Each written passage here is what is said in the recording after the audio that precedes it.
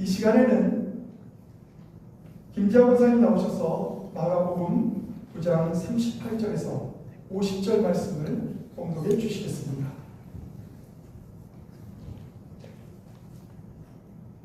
요한이 예수께 여짜오되 선생님, 우리를 따르지 않는 어떤 자가 주의 이름으로 귀신을 내쫓는 것을 우리가 보고 우리를 따르지 아니함으로 금하였나이다.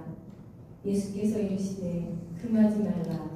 내 이름을 의탁하여 능한 일을 행하고 즉시로 나를 비방할 자가 없느니라. 우리를 반대하지 않는 자는 우리를 위하는 자니라. 누구든지 너희가 그리스도에게 속한 자라 하여 뭐라것이라도 주면 내가 진실로 너희에게 이르노니 그가 결코 상을 잃지 않으리라. 또 누구든지 나를 믿는 이 작은 자들 중 하나라도 시족하게 하면 차라리 연자 맷돌이 그 목에 매어 바다에 던져지는 것이 나으리라. 만일 내 손이 너를 범죄하게 하거든 찍어버리라. 장애인으로 영생에 들어가는 것이 두 손을 가지고 지옥 곧 꺼지지 않는 불에 들어가는 것보다 나으니라. 만일 내 발이 너를 범죄하게 하거든 찍어버리라. 다리 저는 자로 영생에 들어가는 것이 두 발을 가지고 지옥에 던져지는 것보다 나으니라. 만일 내 눈이 너를 범죄하게 하거든 빼버리라. 한 눈으로 하나님의 나라에 들어가는 것이 두 눈을 가지고 지옥에 던져지는 것보다 나으니라. 거기에서는 구더기도 죽지 않고 불도 꺼지지 아니하느니라. 사람마다 불로써 소금치듯 함을 받으리라. 소금은 좋은 것이로되 만일 소금이 그 맛을 잃으면 무엇으로 이를 짜게 하리요. 너희 속에 소금을 두고 서로 화목하라 하시니라. 아멘.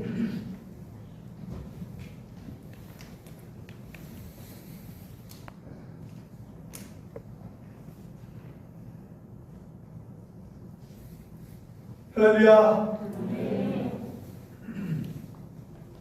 오늘도 궂은 날씨에 주님 앞에 복된 발걸음으로 나아오셔서 함께 예배하는 모든 성도님들 위해 하나님의 은혜와 축복이 넘치기를 주님의 이름으로 축원합니다. 오늘은 마가복음 9장 38절에서 50절 말씀을 통해서 우리 성도들의 화목과 관대함 속에서 죄에 대한 바른 자세는 어떠해야 하는가 라는 주제를 가지고 함께 말씀을 나누고자 합니다. 사실 오늘 우리가 읽은 본문 그 앞부분에 보면 예수님은 제자들의 토론을 들으시고 그들의 헛된 야망을 책망하시면서 천국에 대해서 말씀하는 내용이 나옵니다. 그리고 오늘 본문에서는 예수님께서 요한의 질문에 답하시면서 제자들이 육적으로 관심을 가지고 있고 다른 사람들을 무시하거나 거부하는 자세를 책망하셨습니다. 여기에서 우리들은 믿는 자들이 화목하고 또 다른 사람들에게 관용을 베푸는 것, 이것을 어떻게 해야 하는지를 오늘 예수님이 제자들에게 하신 말씀을 통해서 우리가 함께 배우고자 합니다. 또한 이어서 죄에 대한 믿는 자들의 자세는 과연 어떤 죄를 향하여 어떤 자세를 가져야 되는지에 대해서도 함께 말씀을 나누고자 합니다. 어떻게 보면 화목과 관용 그리고 죄, 이것은 상반된 이야기를 하는 것 같습니다. 예수님께서 다른 사람에 대해서 관대하며 포용적인 자세를 가지도록 말씀하고 있으면서도 또한 자기 자신들의 영혼의 구원을 방해하는 것에 대해서는 엄격하고도 사나운 태도로 제자들에게 말씀하고 있습니다. 이러한 태도는 믿는 우리들에게 너무 중요하기 때문에 이렇게 강하게 강조하고 있는 것입니다. 그런데 예수님께서 본문에 언급된 것 같이 죄를 범하게 되면 죄를 지었던 해당들을 잘라버리라는 것, 잘라버리는 것이 낫다라는 표현하신 이유는 실제로 우리들에게 신체 일부를 잘라서라도 가라 이런 뜻을 말하는 것이 아닙니다.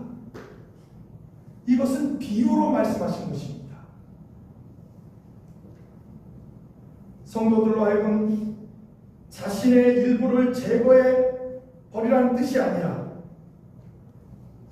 그것을 통해서 죄를 짓는 그 행위를 잘라버리라는 뜻입니다. 손으로 죄를 범하면 손으로 죄를 범하는 그 모든 행위를 끊어버리라는 뜻입니다. 발로 죄를 범하면 그 발로 하는 죄를 범하는 모든 행위도 끊어버리라는 뜻입니다. 눈으로 우리가 죄를 범한다면 그 눈으로 하는 그 죄를 범하는 행위를 끊으라는 뜻입니다.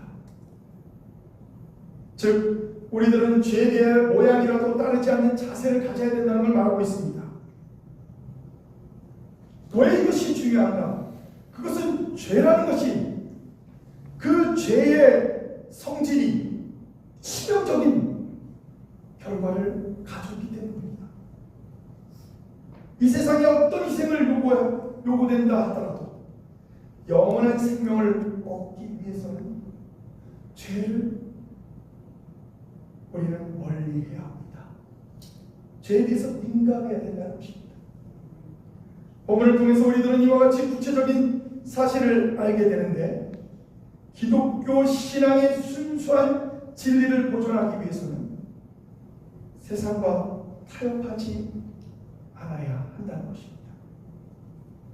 그런데 그렇다고 해서 세상에 있는 이웃들에 대해 그들을 무시하거나 그들을 거부하는 태도를 취하는 것은 전혀 다른 문제라고 오늘 성경은 말하고 있는 것입니다.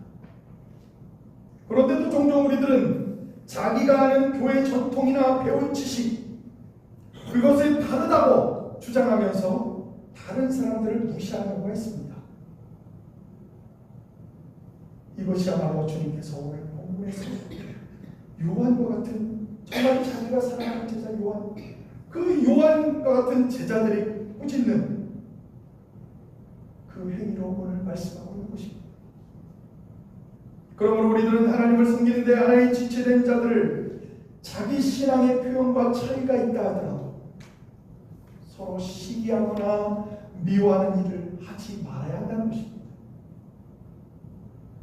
그래서 교회에서도 먼저 화목함과 관용함을 이루어야 합니다.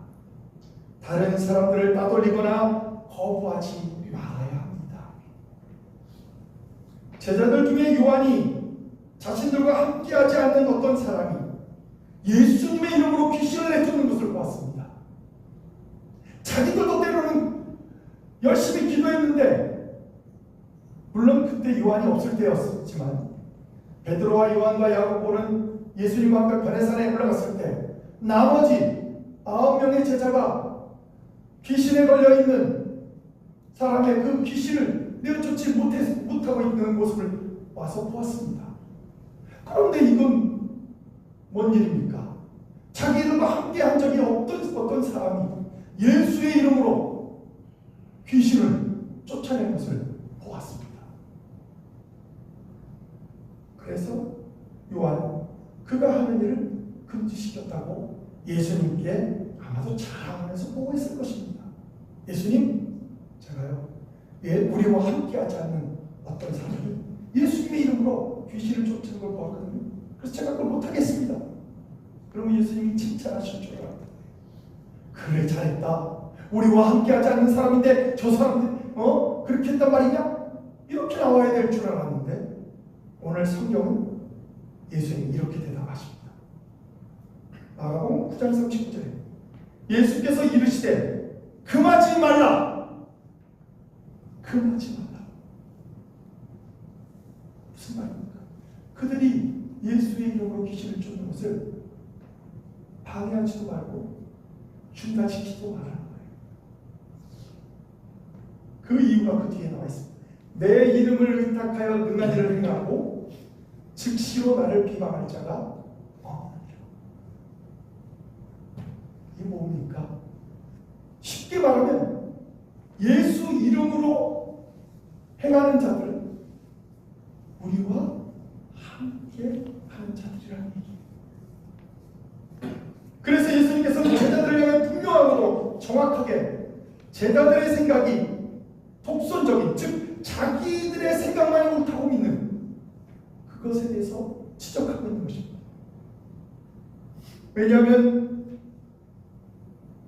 예수님의 이름으로 귀신을 쫓았던, 자기들과 함께하지 않았던 그가 비록 예수님을 직접 따르지는 않고 있었지만 또 제자들에게 소속되어 있지도 않았지만 예수님의 이름을 위하여 예수님의 이름을 찬양하고 있기 때문입니다. 또한 그 사람의 예수님의 이름으로 치유를 한 것은 하나님의 능력으로 되어졌다고 주님은 말씀하고 있는 것입니다. 뿐만 아니라 다른 사람의 유익을 위하여 선한 목적으로 행해졌다면 그것은 금하지 말아야 한다고 말하고 있는 것입니다. 실제로 무한하신 하나님의 능력이 예수님의 제자들, 또 예수님의 제자들과 함께하는 속한 사람들만이 한정된 소유물이 아니었다는 것입니다. 누구든지 예수의 이름으로 병을 고치거나 예수의 이름으로 복음을 증거하거나 예수의 이름으로 하나님께 영광을 돌린다면 그 모든 것이 하나님의 영광을 위한 것이라는 것입니다. 아멘. 따라서 예수님은 제자들이 자신들만이 옳다고 믿는 행동을 그만하고 말하고 있는 것입니다. 예수님은 요한에게 금하지 말라 이렇게 강력하게 주장하고 있습니다. 예수님은 그 사람이 바른 일을 하였는데 왜 그 사람의 바른 일을 방해, 하느냐? 왜 중단시켰느냐? 이렇게 말하는 것입니다. 그 이유는 예수 그리스도의 이름을 의지하여 행하는 일들은 반드시 12제자를 통해서만 행해야 되는 것이 아니라고 말씀하고 있는 것입니다. 교회도 마찬가지입니다. 오늘날 교회에서도 얼마나 많은 사람들이 영적인 우월의식과 특권의식으로 하나님을 기쁘시게 하는 일을 방해하고 있는지 모릅니다. 심지어는 지도자들이, 심지어는 목회자들이 그런 자리에 서 있을 때가 있습니다. 참으로 안타까운 일입니다.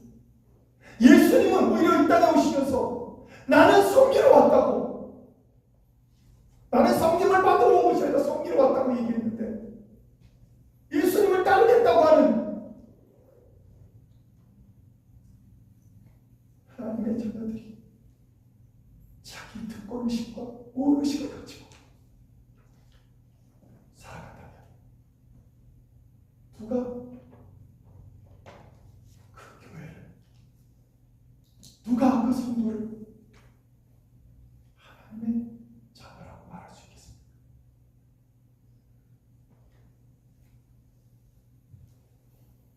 우리들이 해야 할 일이 많아서 쩔쩔매고 있다면 하나님은 우리를 돕기 위해 다른 이들을 들어서 그 일을 하게 하실 것입니다.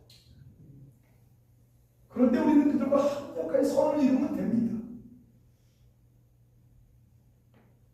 그것이 예수님을 기쁘시게 했다면 우리들의 일을 빼앗는 자들이 결코 아닙니다. 오히려 우리는 합력하여 선을 이루어야 하는 자들인 것입니다. 그러므로 우리들은 사람을 차별하거나 무시하지 말아야 합니다. 내 생각과 내 뜻과 맞지 않는다고 우리들은 얼마나 다른 사람을 쉽게 무시합니까? 우리들은 서로 다른 교파에서 다른 전통적인 신앙을 생활을 하다가 이곳에 모였습니다. 그래서 서로가 생각이 다를 수 있습니다. 서로가 배운 것이 다르고 서로가 교리가 다른 것을 배웠기 때문에 그렇습니다. 물론 공통적인 것은 있지요. 그러나 아주 작은 부분들이 우리에게 서로 걸림돌이 될 때가 있습니다. 그러나 우리 모두가 하나님의 영광을 위해서 한다면 그것은 그렇게 가도록 합력하여 선을 이루셔야 한다는 것입니다.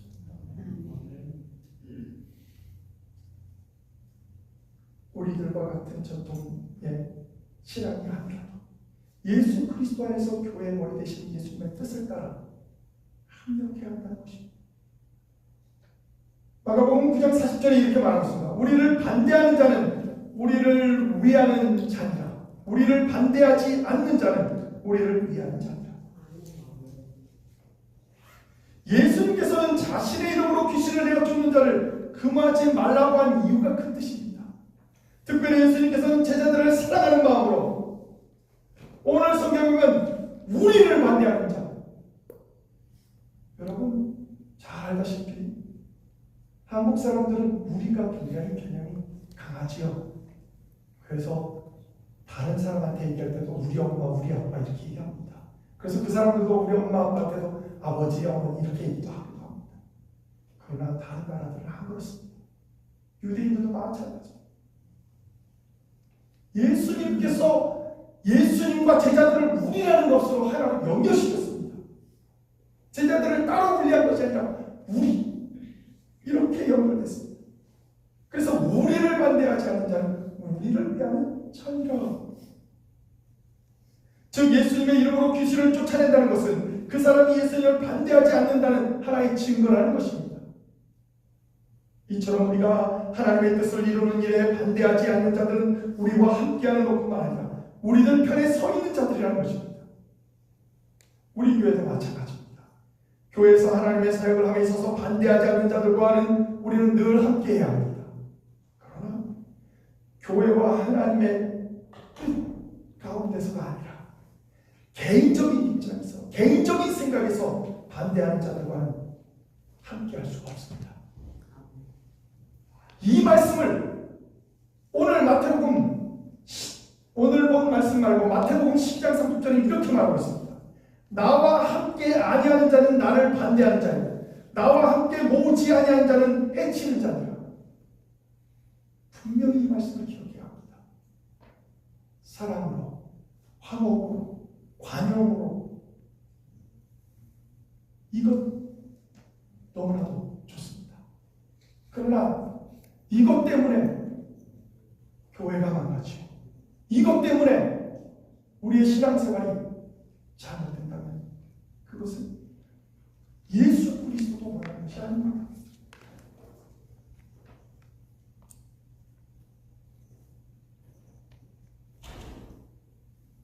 마가복음 9장 41절에 보면 누구든지 너희에게 그리스도에게 속한 자라 하여 물 한 그릇이라도 주면 내가 진실로 너희에게 이르노니 그가 결코 상을 잃지 않으리라. 오늘 본문에 그리스도에게 속한 자라 하여 이 말은 쉽게 풀이하면 너희는 그리스도의 것이기 때문에 그리스도에 속한 사람이기 때문에 이런 뜻입니다. 그리고 물 한 그릇이라는 것은 진짜 물 한 그릇이 되자라는 뜻이 아니라 너희가 가장 보잘것없는 누구나 할 수 있는 그런 봉사를 한다면 그가 결코 상을 잃지 않으리라. 저는 너무너무 감사합니다. 여러분이 만약에 교회당에 들어오는데 휴지가 보이면 이 교회는 청소도 안 하나? 보일 때가 있죠. 왜냐하면 여기 2주에 한 번씩 청소를 합니다.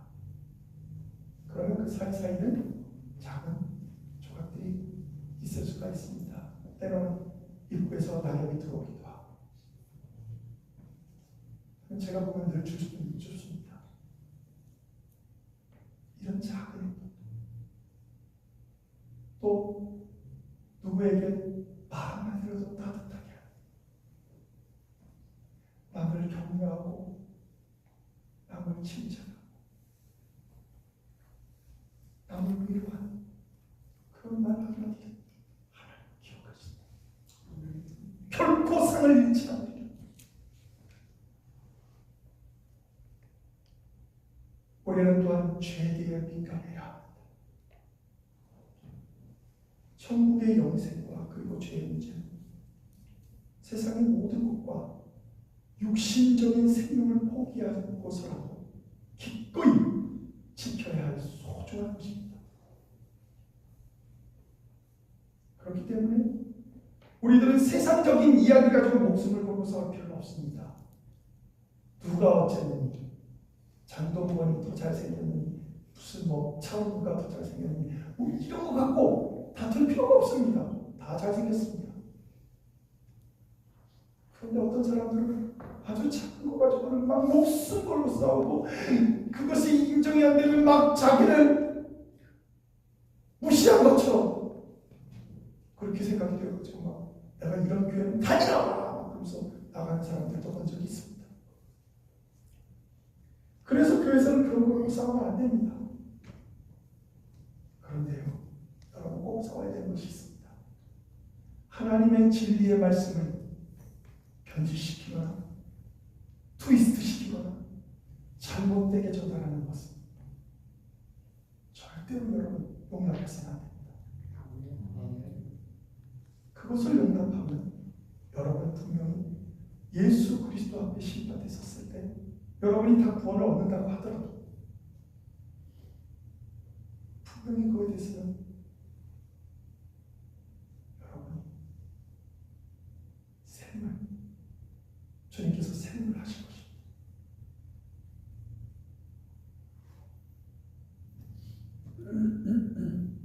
그러므로 우리는 죄의 문제에 대해서 천국과 영생의 축복의 문제에 대해서 두리뭉실하게 그렇게 생각해서는 안 됩니다. 난 주님이야. 나는 중용을 사랑해서 중용이야. 죄의 문제와 진리의 문제와 비진리의 문제를 중용이라고 하면 그것은 하나님의 말씀의 진리를 없애는 사람인 것입니다. 예수 그리스도로 말미암아 하나님의 나라의 의를 사모하는 자는 세상의 모든 것을 사도 바울의 고백처럼 배설물로 여길 수 있어야 합니다. 우리들은 구원을 받았지만 여전히 일상 속에서 죄를 지을 수밖에 없는 연약한 존재들입니다. 하나님도 예수님도 성령님도 너무나도 잘 압니다. 그래서 우리를 보호해 주시고 지켜주시고 하나님은 물고 가는 눈동자를 지키시고 예수님은 자기 몸을 들여서 십자가에서 달려 돌아가고 우리가 예수님을 믿기만 하면 구원하는 성령님은 우리 속에 거하셔서 우리가 무슨 말을 하든 하나님 앞에서 하는 것처럼 말을 하게 하시고 무슨 행동을 할 때도 하나님 앞에서 하는 것처럼 행동을 하게 하신다는 것입니다. 아멘. 그러나 우리가 성령이 충만하지 않으면 그런 모든 것들은 잘 작동되지 않을 것입니다. 마지막으로 우리는 주 안에서 서로 화목하게 살아야 합니다. 동시에 우리들은 다른 사람들과 화해하거나 하나가 되기 위해 협력할 때 혼합주의나 타협주의로 가는 것을 조심해야 합니다. 아니, 융통성이 없어. 여러분, 진리와 비진리의 융통성을 발휘하면 안 됩니다. 물론 그거 하나님이 발휘할 수 있습니다. 발휘할지도 몰라요. 그러나 나는 우리들은 그렇게 하면 흔들리게 됩니다. 모든 것이 다 흔들리게 됩니다. 뒤죽박죽 됩니다. 예수님께서 교훈하는 다른 사람에 대한 포용과 관대함이란 결코 불의를 받아들이라는 것이 아닙니다. 그 사람이 죄를 덮는다고 해서 그 사람과 함께 죄를 범하고 다니면 안 됩니다. 그렇게 하면 그 사람은 편해지겠죠. 이 사람, 그래, 이 사람도 같이 죄를 졌으니까 좀 마음이 편해지겠죠. 같이 모이면. 절대로 그렇게 하면 안 됩니다. 빨리 빠져나오셔야 합니다. 죄에서 빨리 빠져나오셔야 합니다. 죄를 묵인하라는 것도 아닙니다. 죄의 용서는 그들을 위해서 기도하고 그들이 거기서 빨리 나오기를 기도하는 것입니다. 그래서 오늘 마지막 절에 이렇게 말합니다. 소금은 좋은 것이로되 만일 소금이 그 맛을 잃으면 무엇으로 이를 짜게 하리요. 너희 속에 소금을 두고 서로 화목하라. 소금의 기본 기능이 뭡니까? 맛을 내는 것도 있지만 부패를 방지하는 것이 있습니다. 그래서 우리들의 생활에 꼭 필요합니다. 그런데 소금이 맛을 잃거나 부패를 방지하는 일을 잃어버린다면 어떻게 되겠습니까? 왜 이런 말을 했을까요? 이 마가복음, 이 여기에 적혀있는 이 복음을 예수님께서 증거하실 때 거기에 있던 사람들이 가장 잘 알아듣는 말이었기 때문입니다. 사실 그 당시에 팔레스타인은 소금은 사해 근방의 암석이나 늪지대, 갯벌 등지에서 나왔습니다. 그런데 여기 보면 이물질과 섞여 맛을 잃거나 알칼리성을 맛을 가지고 있어서 무용지물이 되는 그런 소금들이 있었다는 것입니다. 많이 나왔어요. 정지하는 기능이 그들의 기술이 없어서. 그래서 그들이 그렇게 말합니다. 소금이 그 맛을 잃으면, 소금이 제대로 작동하지 않으면 그 뭐하러 필요하겠냐. 예수님이 말할 때 그들은 다 확실하게 기억했을 겁니다. 왜? 그런 일들이 많이 주위에 있었습니다. 그렇습니다. 너희는 속에 소금을 두고 서로 화목하라. 예수님의 이 말씀은 너희들이 자기 다툼이나 하지 말라, 높아지려고 헛된 그런 논쟁을 하지 말라, 지혜와 순결과 겸손과 세상에 대한 소금의 역할을 다 할 때 그때 화목이 이루어질 것이라는 것입니다. 저는 우리 교회가 그렇게 되기를 바랍니다. 여기 계신 모든 분들이 화목해지는 하나가 되기를 바랍니다. 주님을 중심으로, 내가 중심이 아니라, 교회는 예수님의 몸이라고 했고 교회의 머리는 예수님이라고 했는데 예수님 머리 대신 팔다리가 마음대로 하고 싶다고 망치면 어떻게 되겠습니까?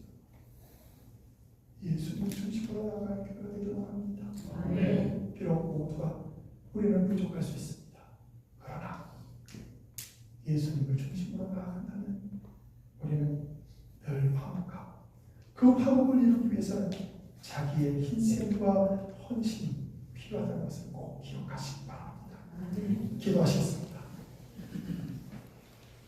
하나님, 오늘도 거룩한 주의 자녀들이 주님 앞에 왔습니다.